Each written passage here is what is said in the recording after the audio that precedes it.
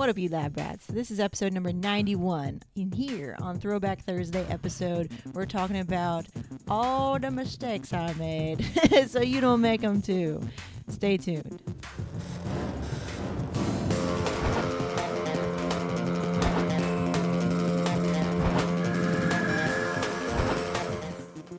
Hey, welcome back to the lab, your daily inspiration for creating better content.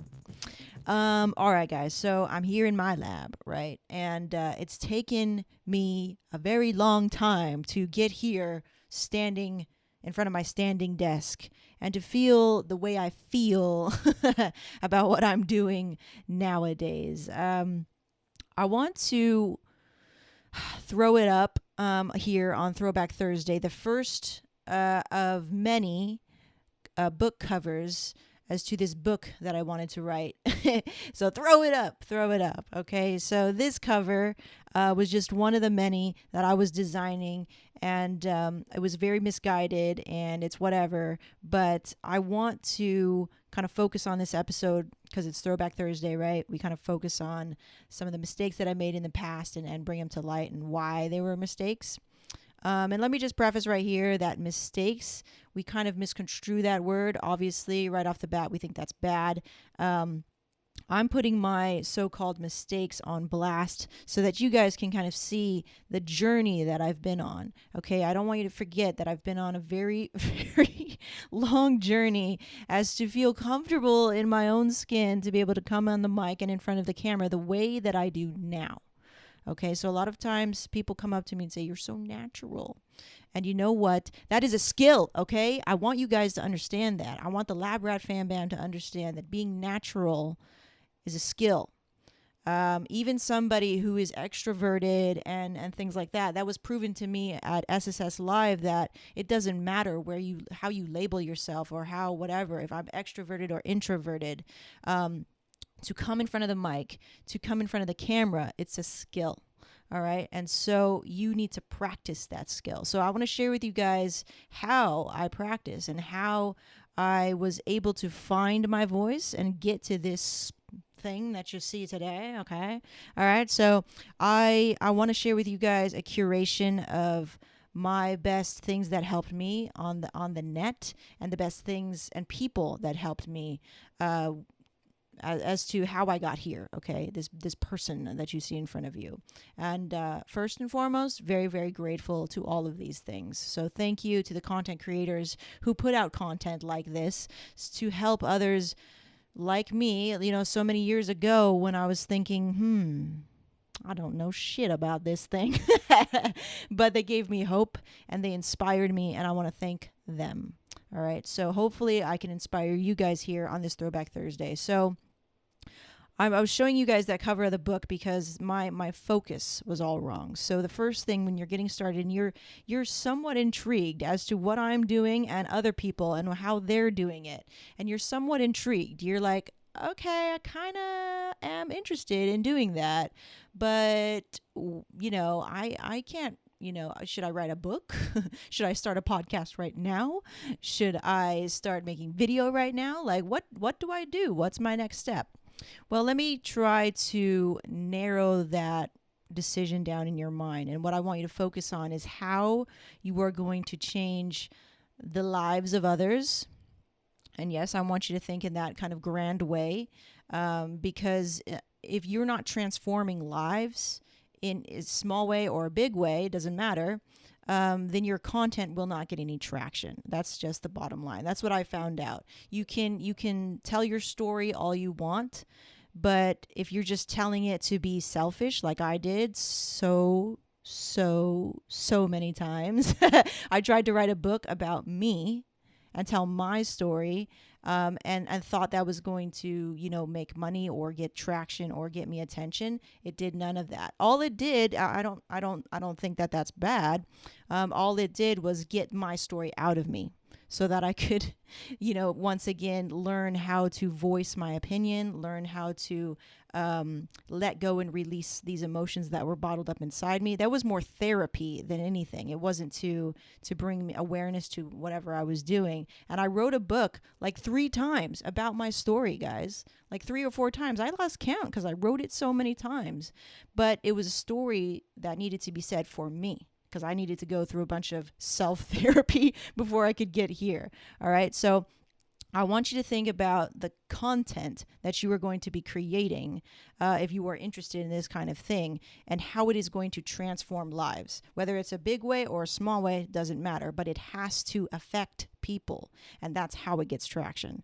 Okay, so in the description, you're going to find a blog post attached to this video, because I think it's kind of boring for me to just tell you all of this stuff. I'll just list it for you. I think it's a lot easier that way. I would prefer it that way. You just go to this blog post, look at the links, click on it, boom, there you are. Okay, so you're going to find things like, what helped me in podcasting, what helped me in video, and what helped in this and this and that. Okay, so I'm going to curate all of that stuff for you very, very nicely in that blog post. You're going to want to visit that if you're interested. Okay, another thing, before I let you go, is that I started to look outside of my niche, as far as inspiration on how to master this body, this persona, this person that I am.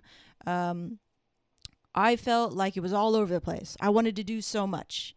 And in order for me to channel that so that you guys could understand who I am and what my purpose is and what my message is, I had to master me, right? And it's not an overnight thing. It's very much a journey where you start it and you're like, holy crap, there's a bunch of shit in here and I have to master it. And that takes you through a really, really interesting process that I think everyone has to go through that, especially, if you're using your personal brand to sell your message or your thing.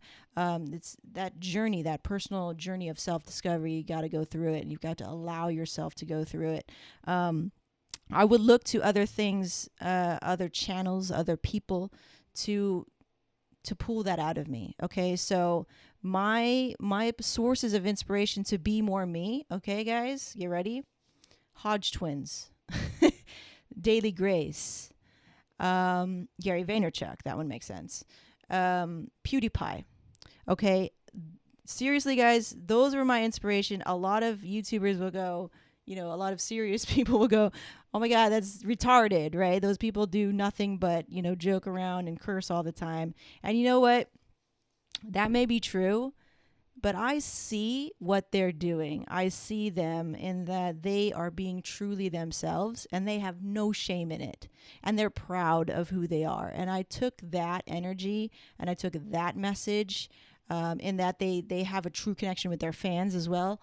I took that energy and that message, and I let that consume me. I love that about those kinds of creators. And no, they're not your typical cookie cutter, safe for mama content creators. But you know what? That speaks to me, because if you are offended by a curse word here and there or every 5 seconds, I don't have time for that. You're not really in my circle. So it's, again, setting up this filter of who are you for?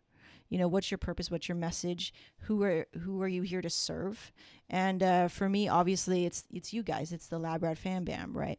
So another thing is, practicing, giving yourself time to practice and get better. I think a big thing that I saw during SSS Live, and something that I definitely see in myself, is that we're afraid to just keep going. Like, okay, that take was shit. Just do it again. Just do it again and again and again. And incrementally, you will get really, really good at your craft. You will get really good because you have no choice but to go up. There's no other option. You can't get worse. You can't get worse for doing it, doing a take 1,000 times. You can't get worse. Okay. So look at it like that. You can only go up. You can only get better. So that's comforting, isn't it? That's comforting. You can't get worse. If you stick to it and you're persistent and you're consistent with it, persistent, consistent. you can only get better. Okay. So let that soak into your little brain. Let that marinate in you. I'm going to leave you with that. I've made so many mistakes, guys, but mistakes aren't necessarily necessarily a bad thing. They show you, they're your feedback indicators. Okay. So I always want to remind you guys, I came from somewhere very similar as to feeling immobilized by fear, but incrementally, how bad do you want it, right? How bad do you want this life? This life, I'm already partly living my dream, guys, because of I just keep going. I just keep making the decision to keep going instead of not. That's it. Sometimes it's that simple of a decision. It's like keep going. Keep going instead of not, right? Sometimes it's that simple. So I want to leave you guys with that. As always, I appreciate you hanging out with me. And once again, my name is Megan, reminding you to get in the lab. We'll see ya. Hey, guys. Thanks for hanging out with me. I really appreciate it. I'm lucky to have you. So I'm putting together a live event, a little workshop. Okay, this is something I've been wanting to do for a long time. I already had one last year. It was cool for that subset of people. But now that I feel like I've found my peeps, I think it's time to create something for us, for the lab rat community here in the OC. So if you're interested in that, I want you to go over to getinthelab.me/join so you can get on my newsletter list and stay updated when that workshop is going to go down. Okay, it's going to be all about branding in video. And a lot of cool things in store for the Lab Rat Fam Bam who join me on that ride. Okay, so I'm really excited. And I'll see you in the comments. All right, peace out.